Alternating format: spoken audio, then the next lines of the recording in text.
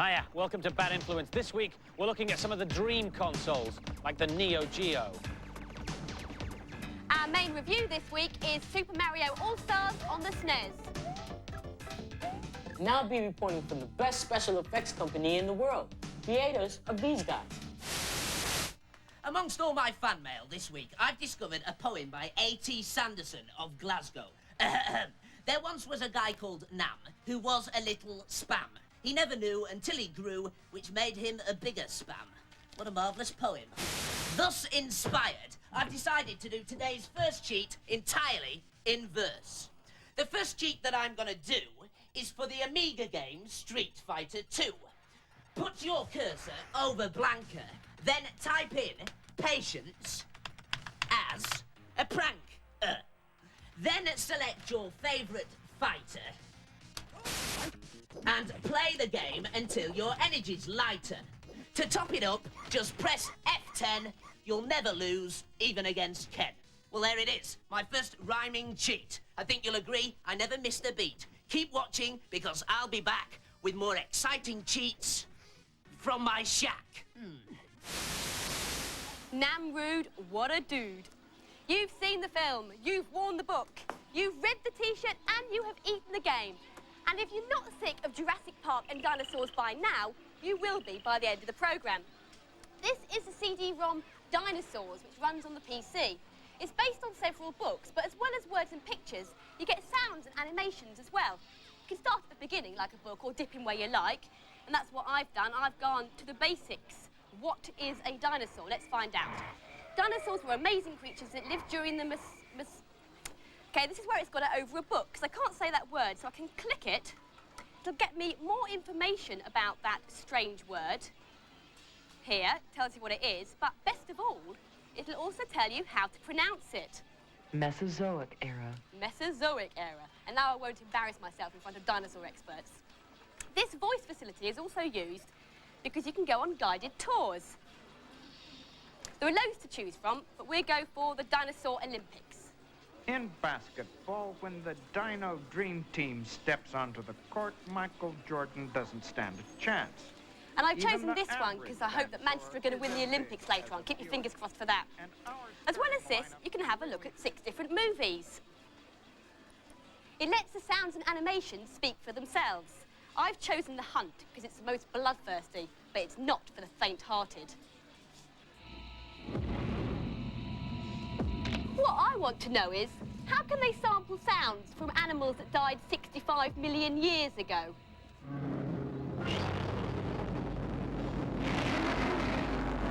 Make your chips go down a treat, that, wouldn't it? Super Mario All-Stars is a combination of 4 classic Mario games which first appeared on the NES. They've been given a bit of spit and polish to bring them up to 16-bit standard and include the lost levels of Super Mario Brothers. Here's Alex finding his way around. If you're a Mario fan, then this one's really going to be for you. What they've done is they've reworked the graphics and the sound. Now, I don't think this uses all the SNES's capabilities, but that shouldn't worry you, as all the gameplay's still there. This is Super Mario Bros. 1. It was first released in 1987, and this set the standard for all the rest of the platform games. What I'm doing here, I'm little Mario running along, got to do all the same things, leap on the turtles, knock them into the brown walking mushrooms, and if I look around I can find mushrooms, they turn me into Big Mario. What you can do is you can leap on all of them, and if I can find a star, I'll be invincible for the rest of the level.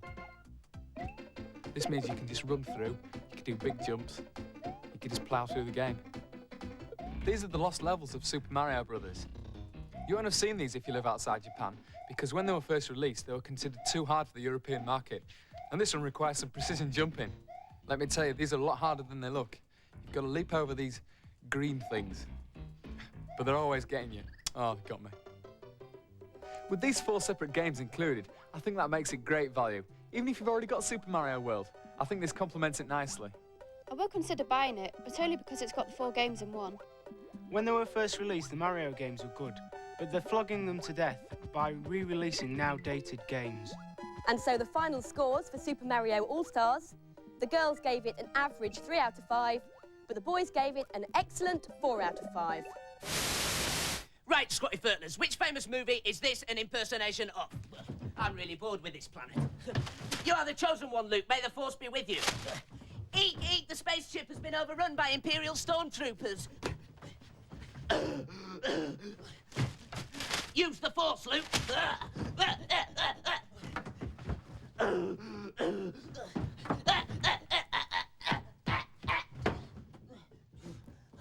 Of course, it was Raiders of the Lost Ark. And here's a cheat for Super Raiders of the Lost Ark on the SNES. When you get to the Sandman's level, after the second set of caves, you come to a straight piece of ground like this. All you have to do is fall off the cliff and press left, and you'll find an extra set of 9 lives. And you can come back to this spot as many times as you like. Right, time for my next movie impression. Eek, eek, all the dinosaurs have escaped. Ockeye the new haggis. I'm really sorry I built this island and invented all them dinosaurs the new. They used to say that a camera never lies. Today, especially in movies, it lies all the time. And the best people in the world at making it lie aren't in Hollywood. They're based here, just north of San Francisco, at a special effects company called Industrial Light and Magic. The latest blockbuster to feature their handiwork is Jurassic Park. Keep absolutely still. The job of the special effects wizards is to produce scenes and characters that can't exist in real life. And let's face it, there aren't that many Tyrannosaurus Rexes around nowadays, even in California. Turn the light off, turn the light off. And this is where the magic starts, the art department. It's here that a director's rough ideas are turned into so-called concept drawings. The ILM artists have worked on all the most successful movies of the past few years, and they keep everything. This is a T2 book, and these are just some real rough illustrations that director Jim Cameron sent to us. You can kind of tell what it is, but just barely. And then our art director starts drawing based on that. So here's one of his, but you can see it's still a mood drawing. It's still something that's just trying to define colors and a feeling. The T1000 didn't look like that in the picture. It was silver, too. This is exactly. Kind of and then we move on to something that's more finished. It's still a mood piece, but it's sort of a final concept drawing. The artists also produce concept pictures for hardware. Recognize this? It's an early version of the Death Star from Star Wars. And once the concept gets agreed by the director, the model shop gets to work. And the model has to be made in incredible detail so that when they're projected on a giant cinema screen, they look real.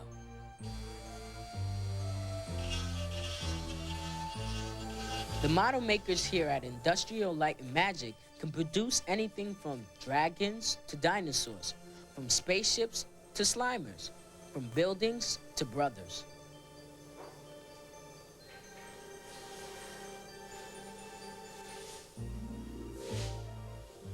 All special effects involve combining 2 or more images. These scenes were produced nearly 90 years ago by the French filmmaker Georges Méliès. It looks crude now, but the audience then had absolutely no idea how this could be done.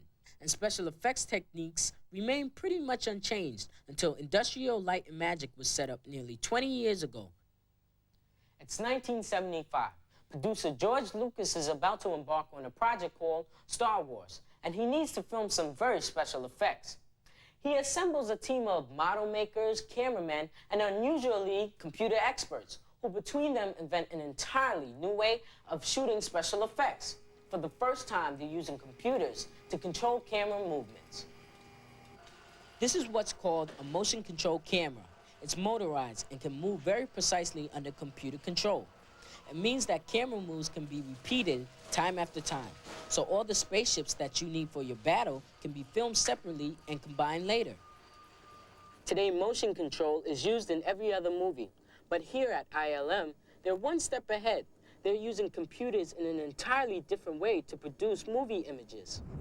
This really came to the forefront with Terminator 2, where we had a completely synthetic model of Robert Patrick built for his role as the T-1000 robot. To produce the perfect T2 within the computer, the programmers needed a real-life reference. So they felt-tipped actor Robert Patrick's body with a black grid and filmed him walking, running, and standing. They then produced a wireframe model inside the computer, which they could animate to perfectly reproduce his body movements. One of the problems with this new technique was that the model experts at ILM who know how to make a dinosaur move convincingly weren't computer experts. They were used to hands-on work, and that's where the DIDs came in. This is the DID, or the dinosaur input device, that we use to make some of the scenes in Jurassic Park, some of the animations. And what it is a conventional stop-motion animation armature that's articulated using these hinge joints, and hooked up to each joint is an optical encoder that will allow each move that one makes of the articulated skeleton to be transferred down these wires. It goes into the computer and memorized. So it's built up over hundreds and hundreds and hundreds of little tiny infinitesimal movements. And then we'll use the computer to edit all the moves and smooth them out and refine the performance of the character. One thing's for sure, in the movies at least, you just can't believe your eyes. Oh, and a competition to finish with. From which movie is this the last scene? Amazing stuff, eh? In the movie, the special effects wizards filled in the blank spaces with real-life actors and vehicles. So, in the film, they were real, but that wasn't. But what film was it? Well, here's another clue. It was on telly last week. Oh, and it starred Bruce Willis. Prize details at the end of the programme, but now it's time for this week's news and previews. Here's a red-hot new game for the Amiga and PC, Inferno. You can visit 7 planets and 3 moons, viewing them from deep space or interacting close-up in great detail. Look out for it in early '94. There are 2 new stylish joysticks for the Mega Drive and the SNES. Both Gamemaster sticks feature arcade-style buttons and slow motion, auto fire, turbo speed and volume control. The most eagerly awaited game for software-hungry Mega CD fans is Sylpheed. The game features massive polygon-based background sprites like those seen in Starwind. They rotate and change in size as they shoot towards you. Sylpheed hits the shops in November. And now for some more games reviews. In Dr. Franken 2 on the Game Boy, poor old Frankie's having a bit of bother with the electricity board. He's run up a huge bill and he can't pay it, so the search is on to find Dr. Frankenbone's lolly. Here's Amanda. This is a very big maze game, but it's also a shoot-em-up as well. Here you can see the bailiff. He's knocking at the door frantically, but he can't get me, so I've got to find the key so I can shoot out the back door.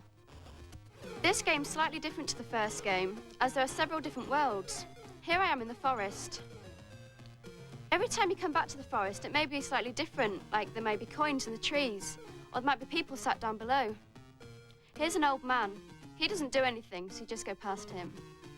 This is a really good game if you like puzzles, and I think it'll keep you interested for quite some time. This is a great improvement on the first one. It's got faster and slicker graphics. I think this is a great game for the Game Boy. At first I found this game quite interesting, but I wasn't sure where I was going. I looked at the demonstration and that helped me where I was supposed to go. And the scores for Dr. Franken 2, the girls liked it and gave it 4 out of 5, but the boys disagreed. They only gave it an average score, 3 out of 5. Haunting, on the Mega Drive, is a spooky romp where Polterguy, who was sadly killed by the Sardini family, gets his own back by frightening them out of their wits and their house. Paul took on this ghostly task. Haunting, a new kind of game. In most games, you're a person trying to get rid of a ghost, but in this game, you're the ghost trying to get rid of the person. You start off the game in the cellar having to collect the green ecto-gunge, which helps you go up to the next part of the level. Ah, there's a red spell. I can use that later in the game. This is the map. It shows me where the people are and which rooms they're in. Ah, here's the little boy. I can do one of 2 things to him. I can either cast a spell or jump into something. Ah, I'm going to jump into this cupboard. Ah, I've come out as a ghost. Different objects do different things, and this is quite a good one, because the boy's quite scared. In the bottom right corner, his face will come up, and the more he gets terrified, the more guns you'll give me when he runs out of the room. It's a great game, but you have to give it a while to get into it. The only problem with it, it's a bit too easy. It's a nice idea, and the screen is 3D, but everything else about the game is very basic. This is quite a good storyline, but unfortunately it's just an average game with jerky graphics. And the scores for Haunting, the girls gave it an unspectacular 3 out of 5, and the boys thought it was average too. 3 out of 5 from them. And now, Bad Influence is proud to present the very rich person's guide to luxury games consoles. We have assembled here in the studio what you might call the Rolls-Royces of the games consoles world. Interestingly, though, they're not all very new. In fact, this bit of kit from Japan is over 3 years old. It's called the FM Towns, and it's never been released in this country. British software manufacturers, though, do make games for it. It runs on the usual computer software, but the best games come on CD, and what you're seeing now is a worldwide preview for us here on Bad Influence, a first ever look at Scavenger 4. This is the CD console version of the FM Towns. They've taken away the keyboard, aimed it at younger players, and called it the Marty. In this game, Microcosm, you steer a tiny ship through the human body. One of the consoles you can get in this country is this one, the PC Engine. In Japan, this is more popular than the Mega Drive, even though it's only an 8-bit machine. It packs 6-channel stereo sound, excellent graphics, and when it was launched in 1988, it really took off, primarily because the software, which comes on little cards like this, included flawless copies of some arcade favourites like R-Type or this one, Magical Chase. In Japan, there are no less than 8 different versions of the PC Engine in various shapes and sizes. This is a top-of-the-range model, the PC Engine Turbo Duo. Software comes on CD-ROM, as well as the usual cards. Let me just get that out. I'll show you something else, because this is the PC Engine GT. It's a colour portable version.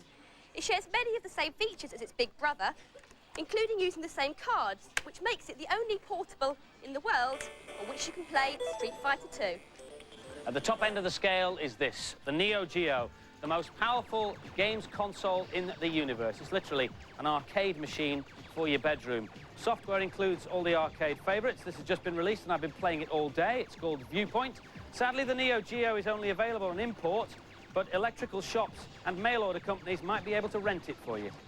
And when you get bored with your bedroom, you can save your game on a memory card, take the memory card out, go down the local arcade, slot it into a coin-op and continue your game from where you left off. Got 50p, Andy? No, not just at the minute. And finally, this is the first working 3DO machine in Britain. 3DO is one of the new generation of games machines. This game is called Motor Madness, and the system will be released in this country next April. Ah, here's 3 hilarious practical jokes that you can play on your friends. Or in my case, Andy and Violet. Number 1, tell Andy Craig that you'd really like an autographed photograph of him. Number 2, tell Violet Berlin that her hair's got a funny colour. Number 3, wait till they're playing Dragon's Fury on the Mega Drive, then quickly distract them and type in LIBYFWJID3. Then as soon as they start the game, they'll get a score of, well, lots of 9s and 2 noughts. But the best bit is, when they blast the ball back into play, they'll go straight to the final stage, making the game completely useless and a total waste of time. Or, of course, alternatively, you could rewire their Mega Drive so when they press button C, it blows up. Oops. Because that would be a good idea, not... The explosive Namrud there. If you want to record the data blast, set your video recorders now. Last week's competition prize was an Amiga 1200 with a modem, the game Air Warrior, and the fashion accessory for the 90s, the Bad Influence T-shirt. The competition question was, who played the ace pilot in the film Top Gun? The answer, Tom Cruise. The winner, congratulations to Nazir Shiraz from Cardiff. This week's competition prize is to win a Neo Geo and games, and the question is the same one that was set by Z Right earlier. From which film is this the last scene? Phone in your answers on 0891 700 100. Calls will cost no more than 25p, but make sure you get permission first from whoever pays the phone bill. Lines close at midnight on Monday. And that, unfortunately, is all we have time for today, so see you next week. Ta-ra! Bye! It's my go now. Come on, it's my go now. Come on.